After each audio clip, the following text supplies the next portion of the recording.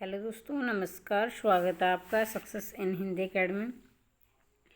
देखिए दोस्तों, आज की जो क्लास रहेगी ये हमारी दूसरी क्लास है आदिकाल पर।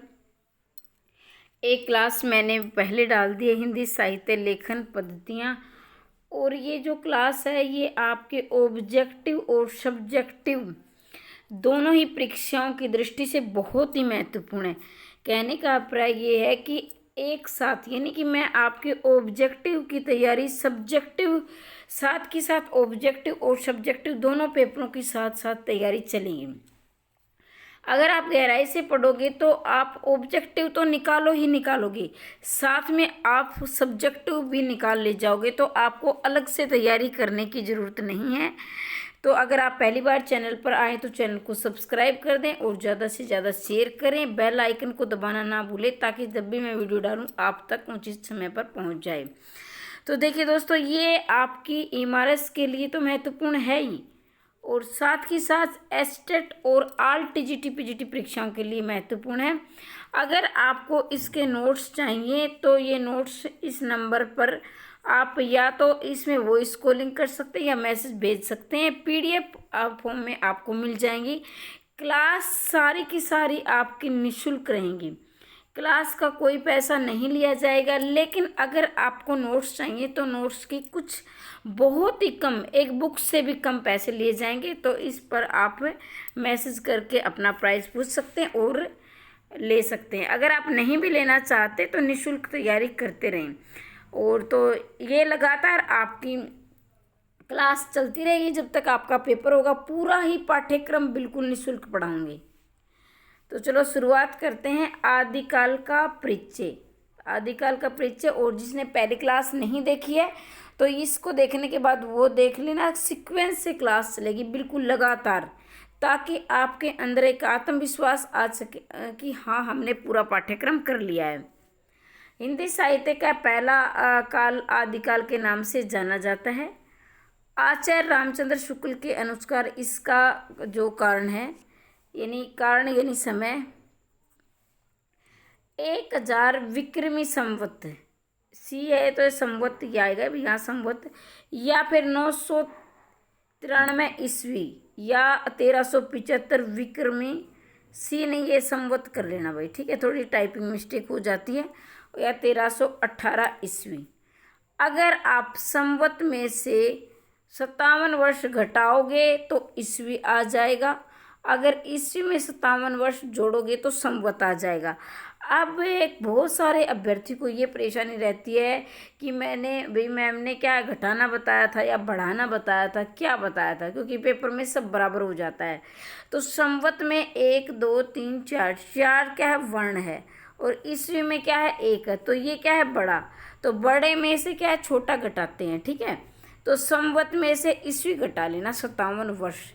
अगर ईस्वी दिया हो और आपने संवत याद किया हो तो फिर 57 वर्ष जोड़ देना, ठीक है। अधिकांश विद्वान इसकी सीमा 1369 ईस्वी से 769 ईस्वी से 1350 ईस्वी मानते। अर्थात आदिकाल का परिचय प्राप्त करने के लिए 1769 ईस्वी से लेकर 1350 ईस्वी के मध्य काल का अध्ययन करना होगा। अध्ययन अब निबंध दृष्टि से है। निबंध मतलब निम्न। आप देखो, आप ये खुद देखो ये प्रश्न किस प्रकार से बनाया गया, बिल्कुल एक सब्जेक्टिव और ऑब्जेक्टिव को साथ लेकर। राजनीतिक स्थिति। अब क्या है, इसकी राजनीतिक स्थिति देखिए। विशेष ये काल युद्धों का काल था, मतलब आदिकाल के समय में थे, युद्ध बहुत ज़्यादा होते थे, आपस में राजा लड़ते झगड़ते रहते थे। उनका देश बहुत ही संकुचित विचारधारा के थे। संकुचित मतलब अपने राज्य को ही अपना देश समझते थे, ये नहीं कि ये पूरा भारत हमारा देश है। बिल्कुल क्या है, ये राजा लोग थे, छोटे छोटे राज्यों में बटे हुए थे। तो जहाँ तक उनकी सीमा होती थी उसी को राष्ट्र समझे थे, और आपसी फूट और क्या है, द्वेष, इस तरह की भावना थी, तभी तो हम गुलाम हुए थे। तो ये काल युद्धों का काल या आदिकाल का प्रारंभ वर्धन साम्राज्य से होता है। अब प्रश्न आता है कि आदिकाल का प्रारंभ किससे होता है, तो आपके सामने 4 ऑप्शन होंगे। तो वर्धन वंश तो होगा ही होगा, और भी 3 अन्य दिए जाएंगे, तो वर्धन तो आपको मिलेगा। तो आपको याद रखना है आदिकाल का जो प्रारंभ है वर्धन साम्राज्य से होता है। वर्धन साम्राज्य का अधिकांश समय शक्ति यवनों के आक्रमण को रोकने में लगती थी।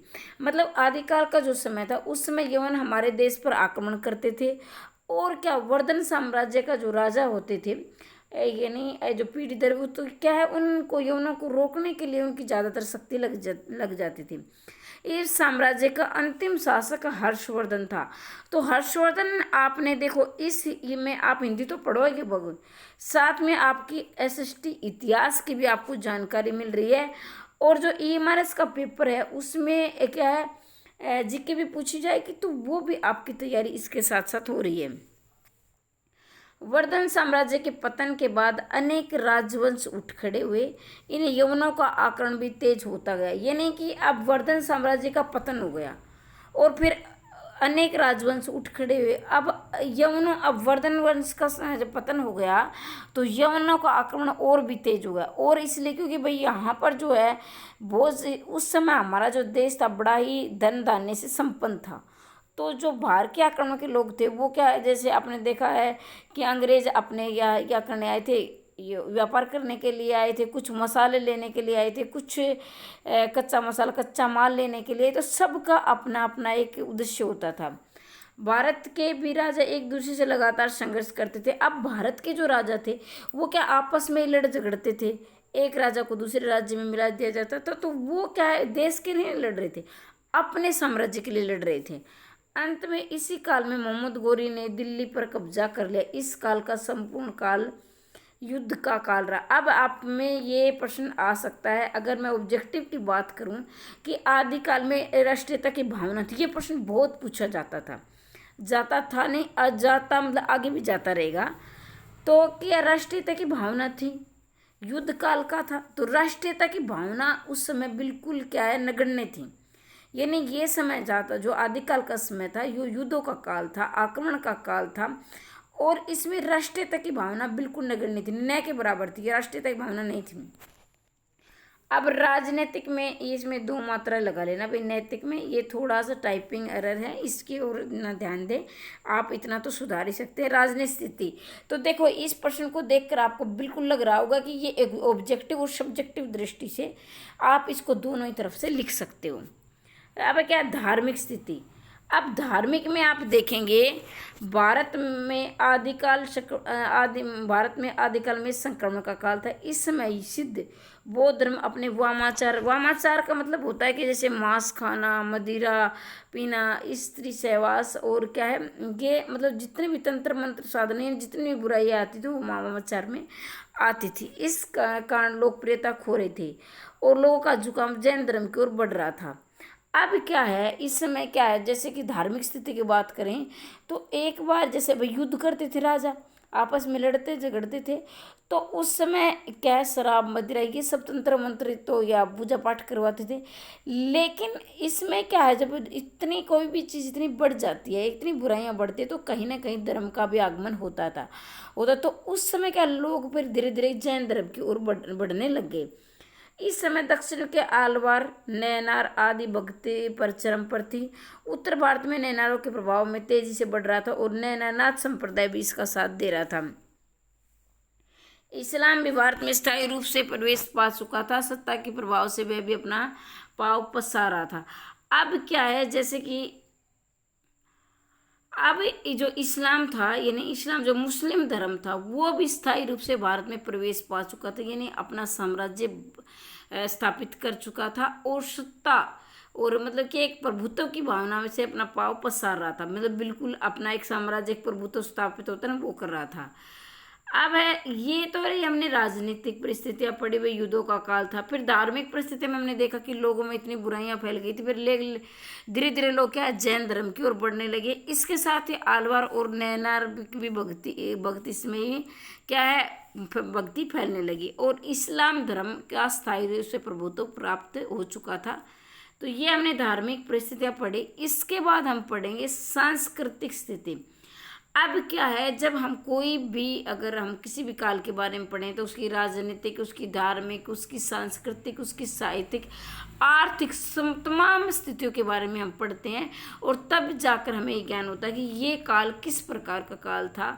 तो कोई परिस्थिति किस प्रकार की होती है, दूसरे काल में अलग प्रकार की होती है। ये काल सांस्कृतिक रूप से क्या मजबूत था, भारत सांस्कृतिक दृष्टि से मजबूत था। यानी भारत की जो संस्कृति है आदिकाल से ही क्या है, बहुत ही अच्छी मानी जाती है, कि लोग यानी विदेशी लोग भी हमारी संस्कृति का क्या है नकल करते हैं। हमारे खान पान, हमारी मान्यताएं, हमारे रीति रिवाज आदि लोगों को आकर्षित करने वाले थे। भाई देखो, हमारी जो सांस्कृतिक स्थिति ऐसी थी, तभी जाकर देखो हमारे देश में क्या इस्लाम आया, तो वो भी क्या अट्रैक्टिव हुआ। अंग्रेज आए, वो भी हमारे से प्रभावित थे, तभी तो उन्होंने इतने सालों से हमारे देश पर राज किया।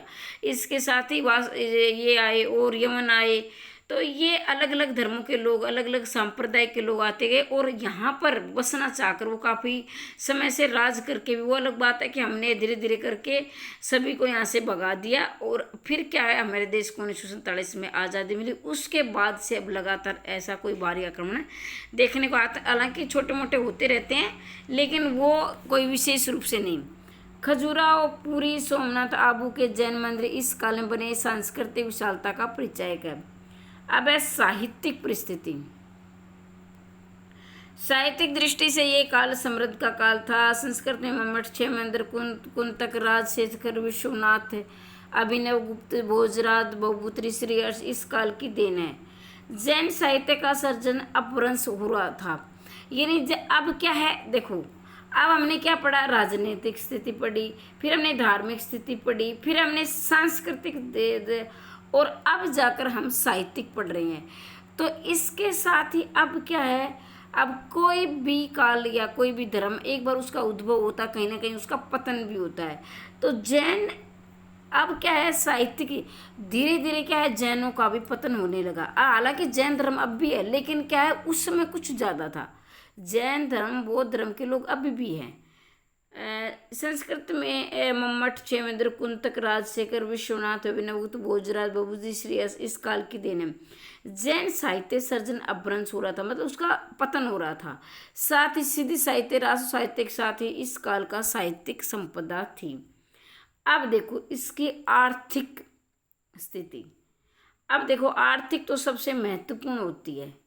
आर्थिक जिसकी स्थिति सुदृढ़ होगी, अब हम और आप क्या क्यों पढ़ रहे हैं, क्योंकि हमें अपनी आर्थिक स्थिति सुदृढ़ बनानी है। सही बात है ना भैया, क्यों नहीं तो कोई भी, अब कोई कहेंगे नहीं हमें शौक है, ये सब दिखाव की बात होती है।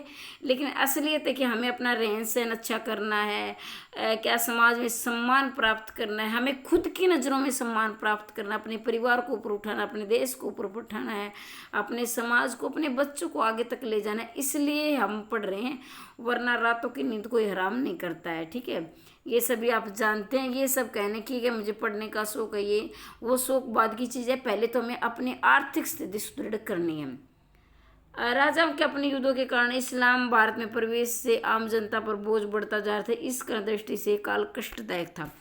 अब ये क्या हुआ, अब आर्थिक दृष्टि से, आर्थिक दृष्टि जैसे कि भाई इस्लाम आया, तो इस्लाम क्या है, इस्लाम अपना साम्राज्य स्थापित करना चाहता था।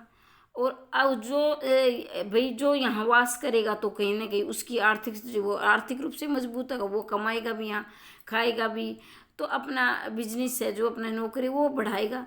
लेकिन इसके साथ साथ जो हमारे देश की है, जब हमारे देश में भारी लोगों ने आक्रमण किया तो उनकी तो क्या आर्थिक स्थिति सुदृढ़ होती चलेगी और हमारे देश में गरीबी बढ़ती चली गई। तो आदिकाल का जो काल था, जो हमारे देश में भारत की दृष्टि से भाई गरीबी का काल था, एक क्या है पतन का काल था देखा जाए तो ये तो हमने पढ़ी थी। अब इसके बाद हम पढ़ेंगे इसकी विशेषताएं। तो इसकी विशेषताएं देख लीजिए, मेरे हस्तलिखित नोट्स है भाई। पर पृथ्वीराज रासो के बारे में, फिर अमीर खुसरो, बिल्कुल, फिर विद्यापति, यानी इमारत की दृष्टि से बिल्कुल नोट्स बनाए गए हैं, इधर उधर मैंने कोई नहीं बनाए हैं। साथ ही ये नहीं कि बिल्कुल ये इमारत के लिए ही महत्वपूर्ण है, इमारत के लिए तो है ही है, लेकिन आप एनसीईआरटी को छोड़कर बाकी सभी परीक्षाओं की यहाँ तैयारी हो रही है। और एनसीईआरटी का भी कहीं ना कहीं ये 40-50% भाग ये एनसीईआरटी में भी आपको, क्योंकि ये लेखक है विद्यापति, एनसीईआरटी में भी है, अमीर खुसरो एनसीईआरटी में भी है।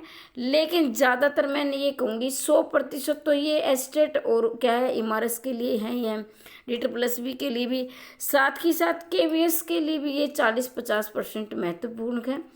अगर आपको इसके नोट्स चाहिए तो आप इसे नोट्स प्राप्त कर सकते हैं। देखो नोट्स कैसे हैं, और बिल्कुल ये नहीं कि मैं इसे यूट्यूब पर नहीं पढ़ाऊँगी, इन सभी नोट्सों को मैं यूट्यूब पर पढ़ाऊँगी। और ये मेरा नंबर है, इस नंबर पर आप वॉइस कॉलिंग कर सकते हैं, और इसके साथ इस पर क्या है संदेश भेज सकते हैं। तो ठीक है, अगर आपको नोट्स, और अगर आपको ये नंबर ना भी मिले तो आप यूट्यूब पर आप कमेंट भी कर सकते हैं। तो ये नोट्स लेना चाहें तो ले सकते हैं, बिल्कुल एक बुक से भी कम प्राइस के मिल जाएंगे आपको। इसके साथ ही अगर आप नोट्स नहीं भी लेना चाहते तो निःशुल्क तो आपको वीडियो मिलती रहेगी। तो चैनल को सब्सक्राइब कर दें, ज़्यादा से ज़्यादा शेयर करें, ठीक है। और अगर आपने पहली वीडियो नहीं देखी है तो उसे भी ज़रूर देखें, ताकि आपकी क्रमबद्धता बनी रहे। ये नहीं कि हम जब तक आपका पेपर नहीं होगा मैं संपूर्ण पाठ्यक्रम इसमें करवाऊंगी, और क्या है इन नोट्सों के माध्यम से इसके बाद मैं इसका रिवीजन भी करवाऊंगी, MC भी करवाऊंगी। बिल्कुल आपकी कहीं आपको इधर उधर भटकने की आवश्यकता नहीं होगी, बिल्कुल आपकी एक प्रॉपर वे में तैयारी होगी, ठीक है।